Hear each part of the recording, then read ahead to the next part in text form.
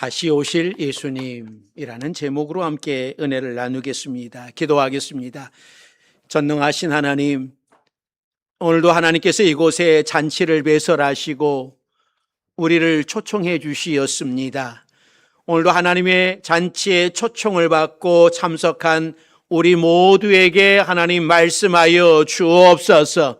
주님의 세미한 음성을 듣고 주의 사랑을 깨닫게 하시고 말씀 앞에 결단할 수 있는 우리 모두가 되게 해 주옵소서. 우리 성도들을 어루만져 주시고 회복의 역사, 구원의 역사, 치유의 역사, 흔들리지 않는 믿음으로 살아가게 하옵소서.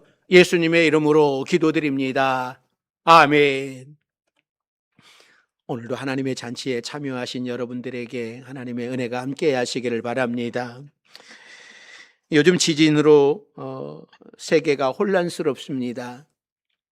전쟁 소식이 좀 잠잠해지는가 싶더니 갑자기 여기저기서 한꺼번에 지진이 났습니다.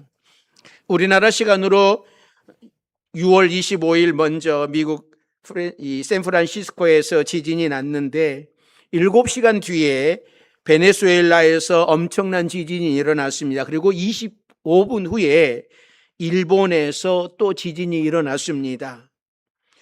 하루 만에 강진이 전 세계에 일어난 적이 그리 흔한 일이 아니라고 합니다. 특히 이 베네수엘라에서 7.2 강진 또 7.5 강진이 두 번이나 연달아 일어났는데 이 7.2 강진은 과거 히로시마에 떨어졌던 이 원자폭탄 60개의 폭발력을 가지고 있다고 합니다. 7.5의 강진은 원자폭탄 180개의 폭발력을 갖고 있답니다. 그러니까 이 베네수엘라는 히로시마 원폭 240개가 연달아 도심 지하를 강타한 것과 같다라고 이야기를 합니다. 더욱이 많은 사람들이 사는 지역에서 일어난 지진이라 피해가 더 크다고 합니다. 우리 주님께서는 환난의 때에 대한 징조로 전쟁과 기근과 지진을 말씀을 하셨는데 지금 세계는 전쟁과 기근과 지진이 일상화되어 버렸습니다.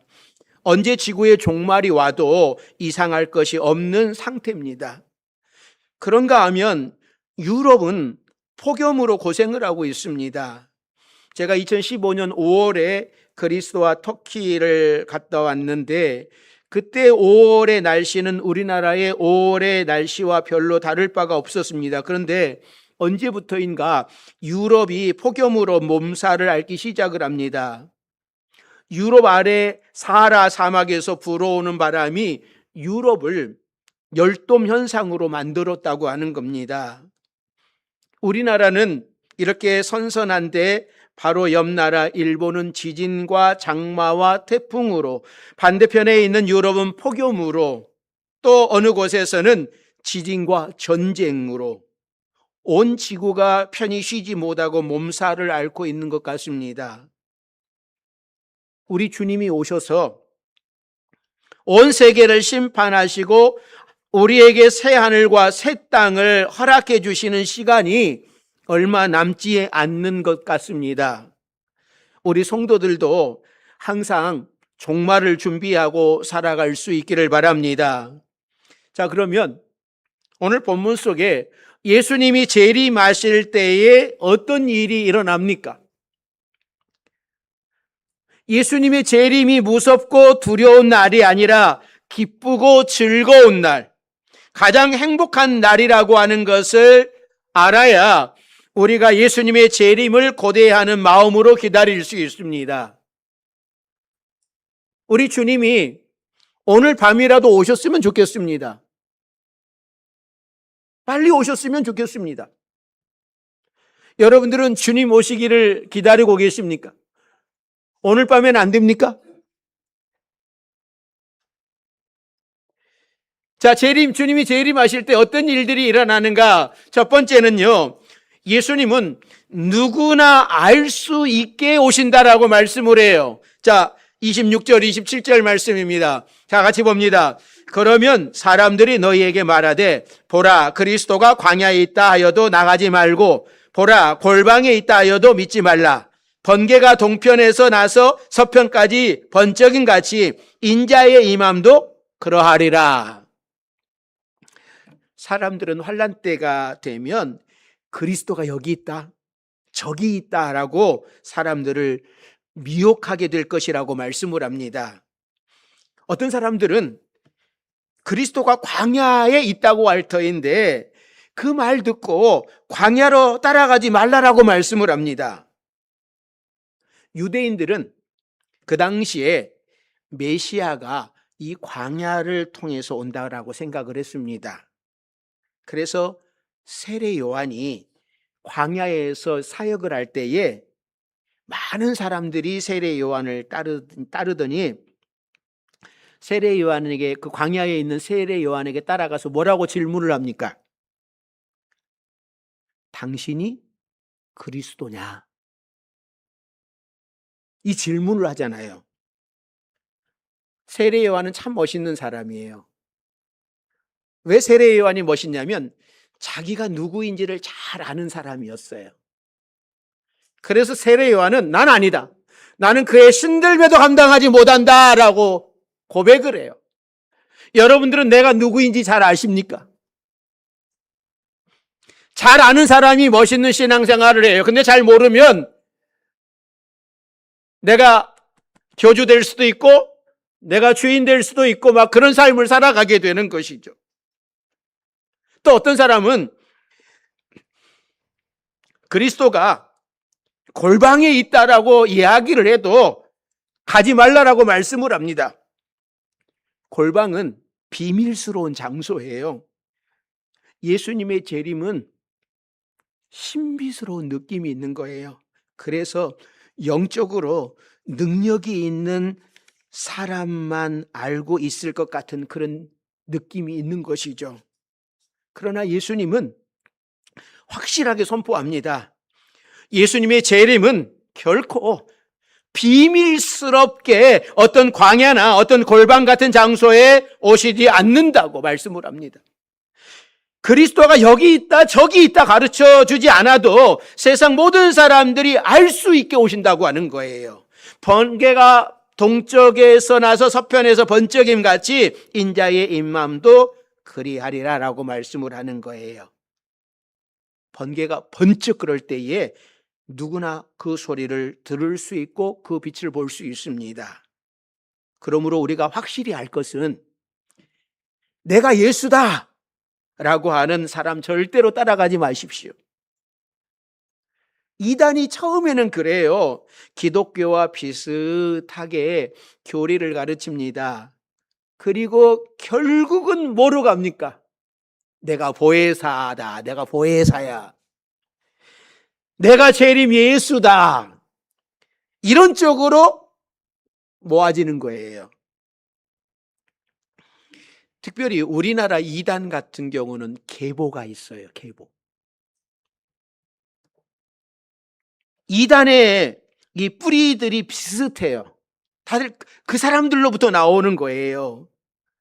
이 문선명의 통일교회에서 JMS 구원파 정명석이 나왔고, 이 전도관 박태선 계열에서 장막성전 유재열이 나오고, 또 장막성전에서 신천지 이만희가 나오는 거예요. 그러니까는 이런 모든 계통에서 그 아래에 있는 사람들로부터 이단들이 다 나오는 거예요, 새롭게. 그러니까 이들은 모두 자신들이 믿고 따르던 교주를 배신하고 나와서 새로운 이단을 만들어가는 겁니다. 신천지는 지금도 자신의 말에 마음에 안 드는 사람은 배교자로 제명을 시켜버려요. 통일교는 문선명이 죽고 나자 그 부인이 한학자 씨가 이 신의 자리에 앉아서 자신이 낳은 아들들과 세력 다툼을 벌이고 있잖아요.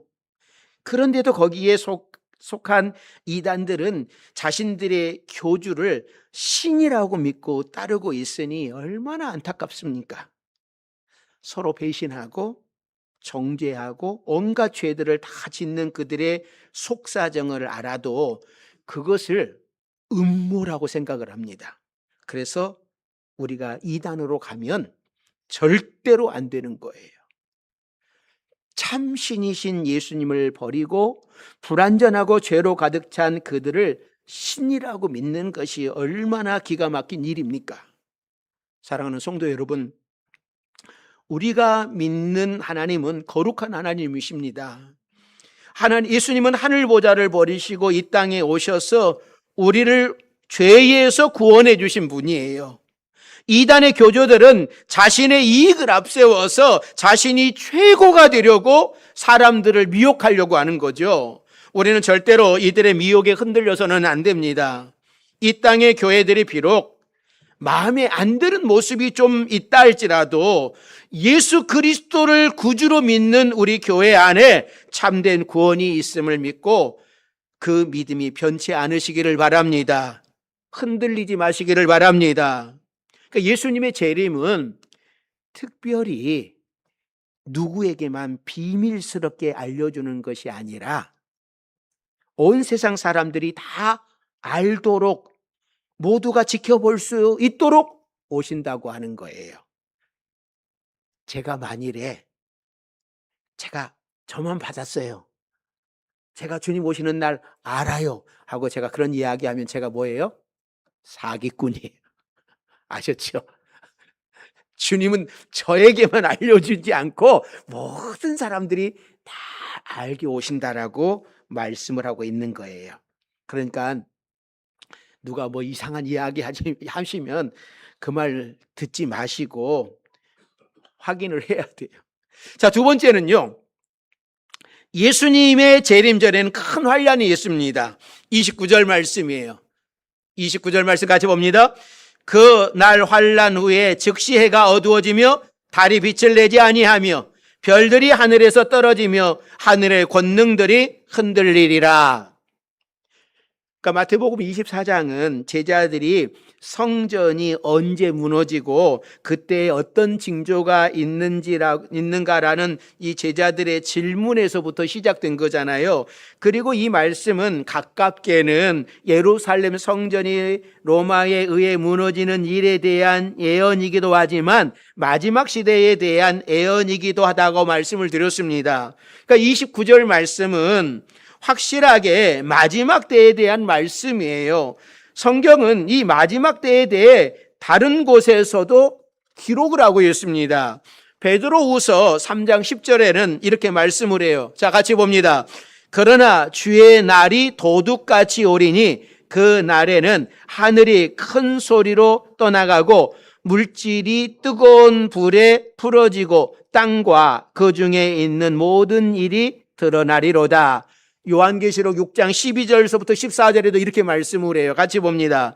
내가 보니 여섯째 인을 떼실 때에 큰 지진이 나며 해가 검은 털로 짠 상복같이 검어지고 달은 온통 피같이 되며 하늘의 별들이 무화과 나무가 대풍에 흔들려 설익은 열매가 떨어지는 것 같이 땅에 떨어지며 하늘은 두루마리가 말리는 것 같이 떠나가고 각 산과 성이 제 자리에서 옮겨지매. 베드로 후서의 말씀이나 요한계시록에 있는 말씀이 비슷해요. 예수님이 재림하시기 전 마지막에 천체의 대변화가 있을 것을 말씀하고 계십니다. 오늘 본문 29절에서도 해와 달이 빛을 잃고 별이 떨어진다라는 말씀이 있는데 베드로 후서에서도 계시록에서도 비슷한 말씀이 기록된 거예요. 우주의 질서 체계가 흔들린다고 하는 겁니다. 우리나라 사람들은 지진을 그렇게 두려워하지 않아요. 왜 우리가 지진을 안 두려워할까요? 안 겪어봤기 때문에 그래요. 그런데 일본 사람들은 정말 지진을 많이 겪고 그러다 보니 그들은 흔들리기만 해도 두려워할 터인데 우리는 지진을 그렇게 체험한 분이 없잖아요. 그래서 별로 지진해도 두려움이 없어요. 그런데 많은 사람들은 두려워하죠. 우주에서 작은 별 하나만 지구에 스쳐간다고 해도 두려워합니다. 종말이 가까이 온 것 같은 생각이 들죠. 그러나 마지막 때에는 어느 한쪽에서만 일어나는 지진이나 변화가 아니라 온 우주 질서 자체가 흔들리고 바뀌는 겁니다. 우리가 집에 가만히 앉아서 TV로 구경하는 그런 수준의 재난이 아닌 거죠. 가끔 재난 영화에서 핵전쟁으로 지구가 완전히 무너지기도 하고 우주인이 지구를 침범해서 지구 전체가 사람이 살 수 없는 곳으로 바뀌기도 합니다. 참 영화를 만드는 사람들의 상상력이 대단하죠. 그런데 이런 일이 언젠가는 일어난다고 말씀을 해요. 그러나 지금 우리는 일상의 삶을 살고 있습니다. 계속 전쟁도 있었고 계속 지진도 있었습니다. 우리는 일상의 삶을 살다가도 지진이 나고 전쟁이 날 때마다 마지막 날 우주의 큰 변화와 함께 주님이 오실 것을 기억하고 준비해야 되는 거예요. 재난이 다른 나라에서만 일어날 것이라고 방심해서는 안 되는 겁니다. 우리 주님이 말씀하셨으니 꼭 일어날 거예요. 그러기에 우리는 항상 믿음으로 준비하고 있어야 됩니다. 세 번째는요, 예수님은 구름을 타고 나팔 소리와 함께 오신다고 말씀을 합니다.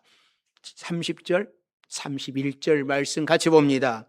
그때에 인자의 징조가 하늘에서 보이겠고 그때에 땅의 모든 족속들이 통곡하며 그들이 인자가 구름을 타고 능력과 큰 권능으로 오는 것을 보리라. 그가 큰 나팔 소리와 함께 천사들을 보내리니 그들이 그의 택하신 자들을 하늘 이 끝에서 저 끝까지 사방에서 모으리라. 예수님이 부활하신 후에 이 땅에 40일 동안 계시다가 하늘나라로 올라가셨습니다. 그때 자리에 함께 있던 제자들에게 분명히 약속을 하셨어요. 구름을 타고 다시 오실 것이다.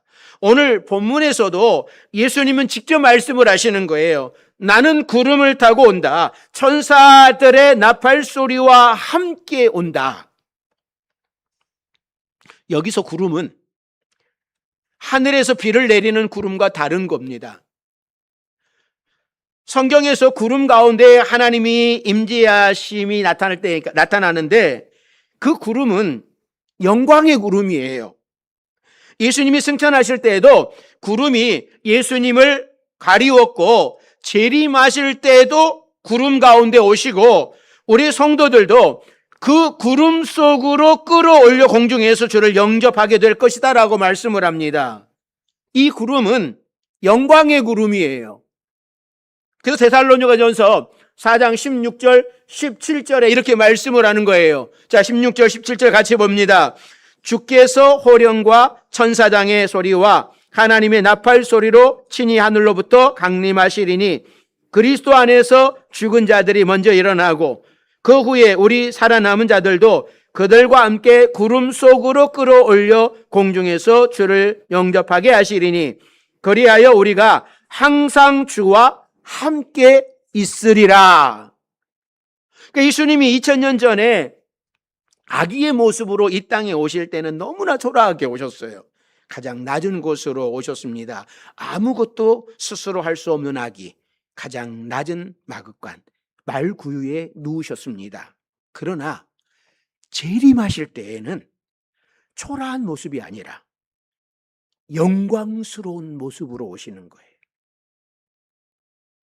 천사장의 나팔 소리와 함께 큰 권능을 갖고 오십니다. 우리는 예수님이 영광스러운 모습으로 이 땅에 오실 때에 맞이하게 될 신부들이에요. 신부의 마음으로 항상 준비하고 영광스러운 예수님을 맞이할 그날을 기대하면서 살아갈 수 있기를 바랍니다.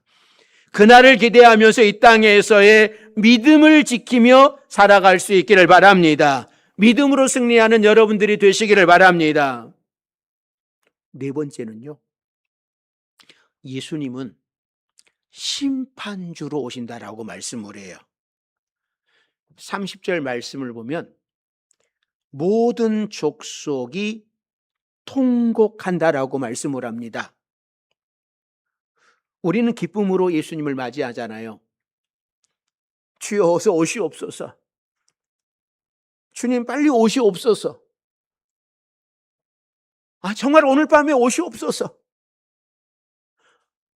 빨리 오셨으면 좋겠습니다 하고 기다리고 있는데 어떤 분은 통곡하는 사람이 있다라고 하는 거예요.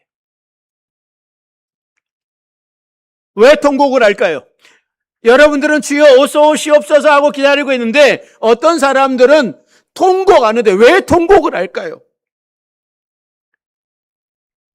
이 통곡하는 사람은 그동안 예수님을 몰라봤기 때문이에요. 예수님이 어떤 분이신지도 모르고 믿지 않는 것을 후회하게 된다고 하는 겁니다. 예수님은 믿는 자만 데리고 천국에 가시는 것이 아니라 믿지 않는 자들을 심판하실 심판주로 오시는 거예요. 그러니 심판을 받고 영벌의 세계로 들어가야 할 그들이 통곡할 수밖에 없는 거예요. 내 아내가 이야기할 때 잘 믿을 것. 부모가 이야기할 때 그렇게 이야기할 때 내가 잘 믿을 것. 신앙생활 잘 할 것. 통곡한단 말이죠. 요한계시록 1장 7절도 이렇게 우리에게 말씀을 해요. 7절 말씀 같이 봅니다. 볼지어다 그가 구름을 타고 오시리라. 각 사람의 눈이 그를 보겠고 그를 찌른 자들도 볼 것이요 땅에 있는 모든 족속이 그로 말미암아 애곡하리니 그러하리라. 아멘. 예수님이 이런 모습으로 재림하실 것을 알았더라면 그들이 조금 더 바르게 살았을 겁니다. 예수 믿는 자들을 밖에 하지 않고 예수님을 구주로 영접했을 겁니다. 그러나 기회는 이미 지나가 버렸어요. 모든 족속이 애곡할 날이 다가오는 거예요. 저는 제 개인적으로 하나 바람이 있어요. 어떤 바람이냐면 이건 제 바람이에요. 주님이 예배 드릴 때 오셨으면 좋겠어요. 오늘 밤에 저녁 예배 드리고 있는데 예배 드리는 그때 주님이 오셨으면 좋겠어요. 여러분도 그런 생각이 안 드십니까? 내가 죄 짓고 죄 있는 곳에 있을 때에 오면 너무 부끄럽잖아요. 그런데 예배 드리고 있을 때에 오시면 얼마나 기쁘겠습니까? 저는 그래서 주님, 저 예배 드리고 있을 때 오십시오. 오늘 저녁 예배 드리고 있을 때 오십시오. 예배 드리고 있을 때 오셨으면 좋겠어요. 저는 그게 제 바람이에요. 다른 것보다 예배 드리고 있을 때 오셨으면 좋겠어요.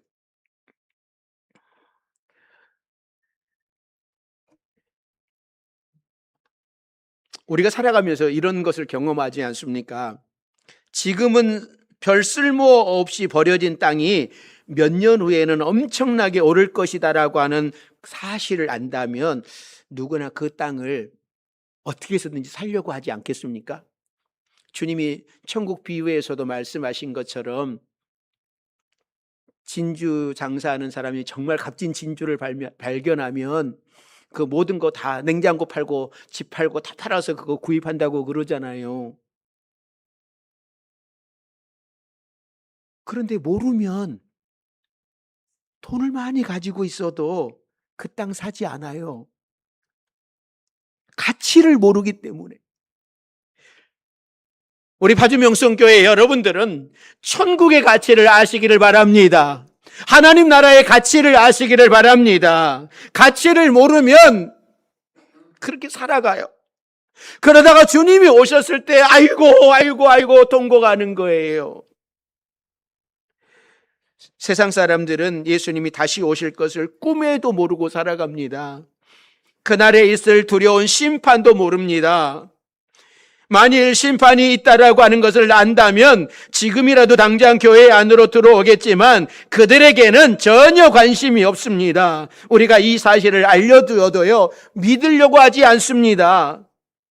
이런 사람들이 예수님이 심판주로 오실 때에 얼마나 통곡을 하겠습니까? 하나님은 이들 중에 한 사람이라도 더 구원받기를 간절히 바라셔서 종말의 때를 늦추시고 있는 거예요. 우리 성도들이 이 하나님의 마음을 깨닫고 그날을 준비하시기를 믿음으로 끝까지 이겨나가는 여러분들이 되시기를 바랍니다.